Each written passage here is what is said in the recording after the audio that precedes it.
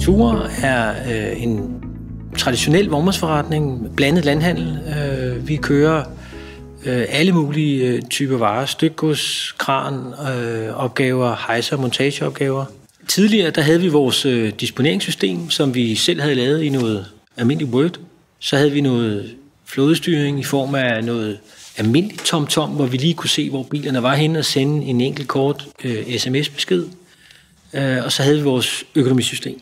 Først modtog vi en ordre, den skrev vi ned på et stykke papir, så tastede vi den ind i vores disponering, og det var færdigt. Så tastede vi igen i økonomisystemet, og al kommunikation med chaufføren, det var ikke de samme oplysninger, han fik, som vi havde, fordi de kunne filtreres igennem en telefon eller på anden måde vrides. Og alt det her ville vi meget gerne samle i et system, hvor det er de samme oplysninger, der flyder mellem alle systemerne helt elektronisk.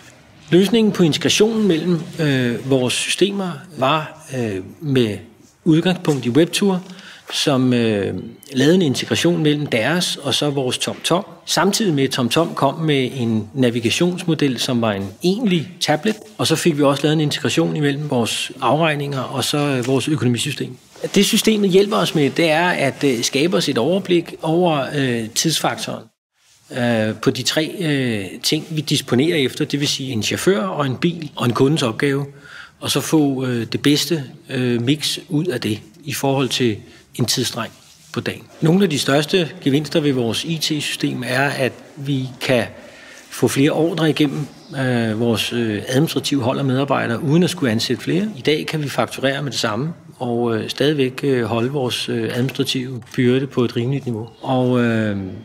Og så har vi ikke så mange fejlbeskeder fra kontoret til chaufføren, eller fra chaufføren til kontoret. Så det hele det kører elektronisk i dag. I gamle dage, der var det sådan lidt en uoverskuelig omkostning at få, men i dag er det så forsvindende lidt, man faktisk bruger på IT i forhold til gevinsterne ved det. Efter krisen i 2009 havde vi et par 20 biler.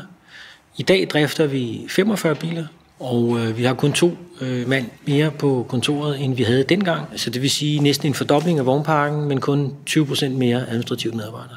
Mit bedste råd til andre virksomheder omkring IT, det er bare at komme i gang med at lære det og bruge noget tid på det. Det er ligesom at lære at cykle. Man slår sig, når man falder. Man rejser sig og prøver igen. Og når man har lært det, så vil man ikke være det foruden.